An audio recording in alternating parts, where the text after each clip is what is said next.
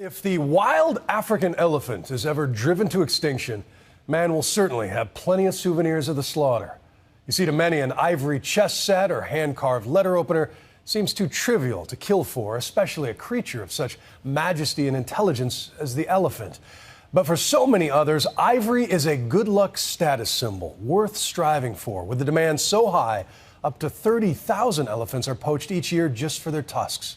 So tonight, a trip into the black market for white gold. It's known from New York City to China to Africa and then back to the States. A journey where corruption reigns and a few wildlife crime fighters try to change human nature before it's too late. They say you can buy anything in New York City. This is $10,000. This is less expensive than that piece. But can you buy the hand-carved souvenir of a slaughtered elephant? To this beloved creature, the tusk is a key to survival in the wild, used to forage and fight. But they are worthless against a man with a gun, who can then sell that white gold on the black market for $1,300 a pound. When elephants began disappearing in the 80s, all trade of new ivory was banned worldwide. I'm interested in ivory. Okay. So this New York dealer tells me his ivory is old enough to sell legally. But here's the rub. New demand is so much bigger than old supply. These animals are now disappearing from the African forests faster than ever. So to better understand these grim laws of supply and demand, we set out on a global investigation.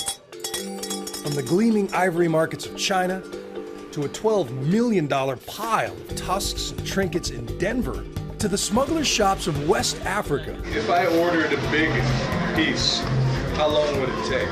Where a hidden camera is the only way to capture the truth. On a de matière, on va emballer. Quand on fait le scanner, on va voir que l'habit.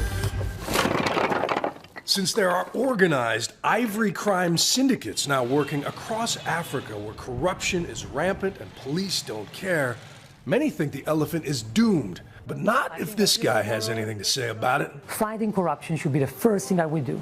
No matter where it takes us. It's going to be tough, it's going to be a war, but that's what we need to do. His name is Weir, and he is a self-made wildlife crime fighter. We started working on this. With a team of amateur detectives, he uses hidden cameras and microphones to build cases against poachers and smugglers across Africa. We get inside his house and find all the documents. And once he's gathered enough evidence, he then begs, cajoles, get inside that place. Until now, you search nothing, basically. Goads and guilts local police into enforcing laws that are never enforced. If there's no traffic artists behind bars, there's nothing.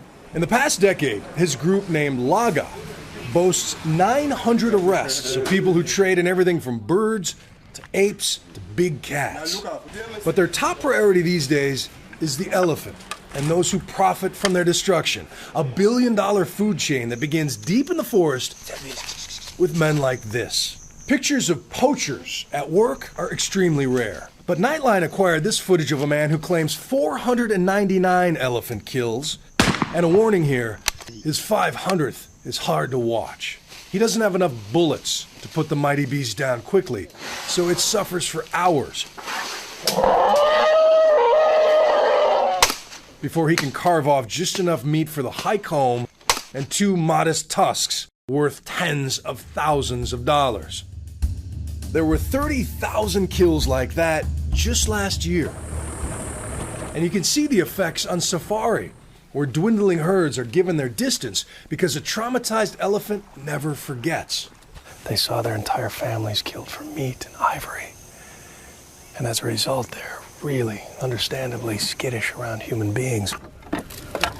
But more tangible proof of the slaughter was recently discovered hidden in a shipping container of mahogany wood en route to China and seized in Malaysia. 6 tons of ivory, the $12 million remains of over 700 elephants. And when he learned that container was shipped from West Africa, the little coastal nation of Togo, Weir knew he had to come here, to the capital, Lomé, and start digging. He's advertising the fact that he has ivory for sale. This is Julian, Weir's South African operative on the ground here in Togo, and posing as a buyer. He has developed some tantalizing leads towards a man everyone calls the boss. Is that what you asked if you were a spy? Yeah. Clearly he's conscious of the legal implications of what he's doing. We'll join this twisting, turning hunt for the boss, but since Ophir is too exposed to go undercover, Julian will be my guide into Togo's black market. You want to have a look? Oh, wow. I mean, these are amazing. We want to see just how much ivory an American can score in an afternoon here. You see that guy's carving a piece there? Oh, look at that. So we start in a small workshop, where in a back room, hand-sawed chunks of tusk are fashioned into trinkets from crude How much is this one? to impressively ornate. If I ordered a big piece, how long would it take? For $8,000, this trader claims he can track down a full fresh tusk and custom carve it in 1 week flat. How would I get it to America? But when I ask this man about smuggling, he gets a little cagey. You don't know. I'd have to come here and get it. But he and a couple others mention a man with real connections. Only one person, Mbuki. Okay. A man named Emile Mbuke, the boss. Mbuki is our boss. Oh, is he your boss? Because he worked with the boss. Bonsoir, monsieur. Comment ça va? Julian finds him. Yeah, no, that's good. That's good. And the shelves of his shop prove the legend is legit. Ophir estimates there is 500 pounds of ivory here, around 30 elephants worth in open display, which means he probably has connections and could be a lead to solving the case of that big Malaysian seizure. The information that he holds is enormous. If we could only, jump inside his head, I'm sure we could start arresting some of the bigger guys worldwide. Ça fait 195. But getting him to admit to smuggling could be a delicate dance. It's these pieces here. Julian begins by assessing the range of prices, Something like that would be how much? $26,000 for the big one. and then eases into the topic of exporting. We were talking the other day about sort of from an export side, what the options are. Can we still get a piece like that out? That's when Mbuke suddenly wants a little privacy. Ce que nous on va faire, hein? On a des manières d'emballer. On a de matière, on va emballer. Quand on fait le scanner, on va voir que l'habit. To what countries has he shipped to before? J'ai envoyé Italy. en Italie, j'ai envoyé à Singapour pour des gens. J'ai envoyé en Chine. With this stunning admission Okay, merci. and the revealing visit to the other carver, Ophir has enough evidence, but he still has to convince local cops to raid both shops simultaneously. Tension builds on the morning of the raid. But as we arrive before the bust, the shop is suspiciously closed. Target, nowhere to be found. I've got his number. The problem is that this shop is not in a tourist area. So if a couple of white guys show up and start loitering, it could make Emile, the ivory merchant, even more wary. Ophir has investigators outside keeping an eye on the place. He says that the local police also have undercover cops keeping an eye on the place. And so they're all hopeful that somehow he'll show up, open shop, and then they can swoop in. So it's still shut up. There's nothing around here. There's nothing around here where we can stop. I reckon we go back to the other place and take our chances. Okay, so what should we do? Back at a cafe on the other side of town, Julian gets word from Ophir, who's at the police station, still trying to salvage the raid. He knows. How? It's been a leak. If this guy is aware that he's been made and that he's under investigation, he will do whatever he can to destroy the evidence. So you've got to act while you've got the chance. Suddenly, we get word the raid could happen now at any time. So we scramble to take position without being seen by possible lookouts. When we come back... No, go, follow him. The moment of truth. Will Ophir finally get his man?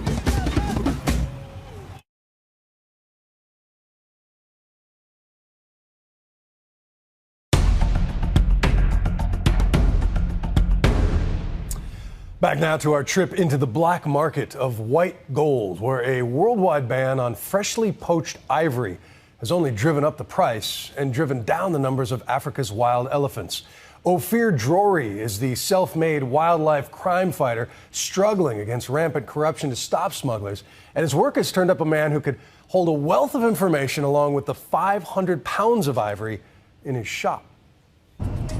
No, go, follow him. We're rushing to document the capture of the biggest suspected ivory dealer in Togo, Emile Mbuke, a man the other dealers call the boss.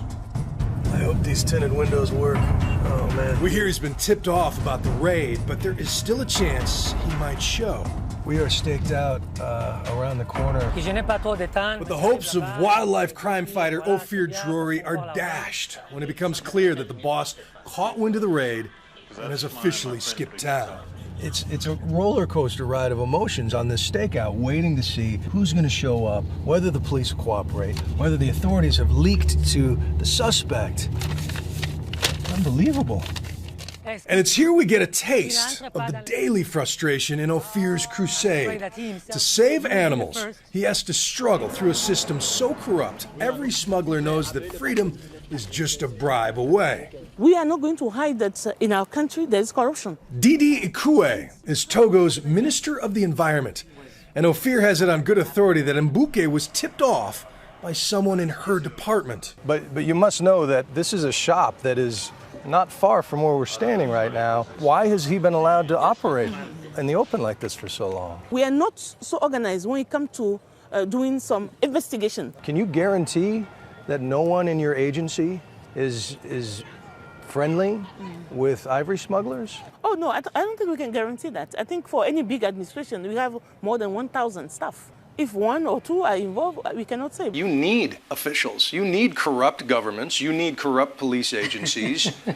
You can't make citizens' arrests of these poachers. Yeah. What do you say to the person who says, this guy is just tilting at windmills? Look, we are not there to do what we do, and corruption stops us from doing that. We are here to fight corruption. Along with fighting rampant corruption, Ophir also has the massive task of convincing people here to care about animal welfare. No small task in countries where both the black market and black magic can help drive a species to the brink. Got a blanket full of cobra heads over here, some owls, parrots. The juju priests say that if you make a tea out of parrot, it'll make your children more intelligent. It's easy to see why conservation is still such a foreign term for so many people on this continent. All animals are their magic and their medicine and their food. Meanwhile, on the other side of the globe, Asian cultures have long craved ivory as a sign of good taste that can bring good luck.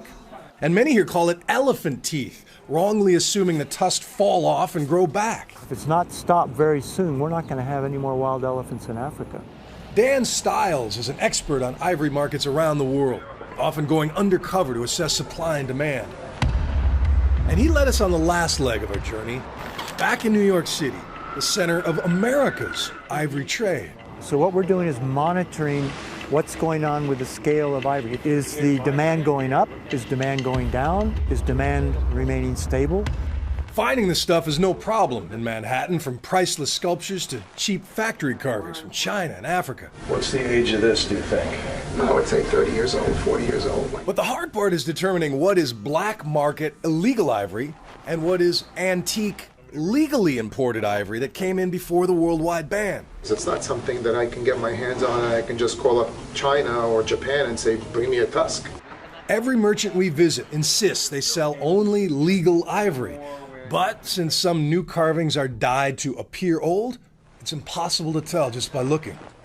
These are old, everything. Yeah. Now, from where we sit, it would be easy to dismiss this as a Chinese problem.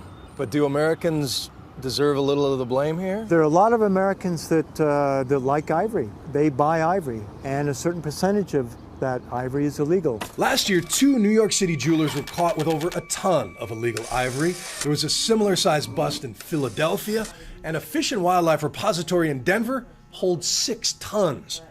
All of it will soon be destroyed to send a message. And while Ophir chases smugglers back in Africa, Dan is convinced that his methods will never work. And in probably another 5 years, Ophir Drury will throw in the towel and he will tell you, I tried, but I failed. It's impossible, because of the corruption, endemic corruption, for law enforcement to actually stop the poaching. He's among the camp that believes it will be easier to teach over 1 billion Chinese to stop buying ivory than to convince poor Africans to stop poaching elephants. If people will not buy the product, people will stop killing the animals to supply it. But maybe it will take both camps to save this animal, educating and shaming and enforcing with everything they have. This is the front line. This is a fight. It is a never-ending fight. Our reward is not reaching a point of achievement and saying, oh, the world is a great place. It is a never-ending fight, and every time we know that we have to push further and further and further and further. Despite Ophir's efforts, Mbuke remains at large tonight, and just a few weeks ago, another massive shipment, 2 tons of ivory, was seized in Hong Kong, shipped from Togo.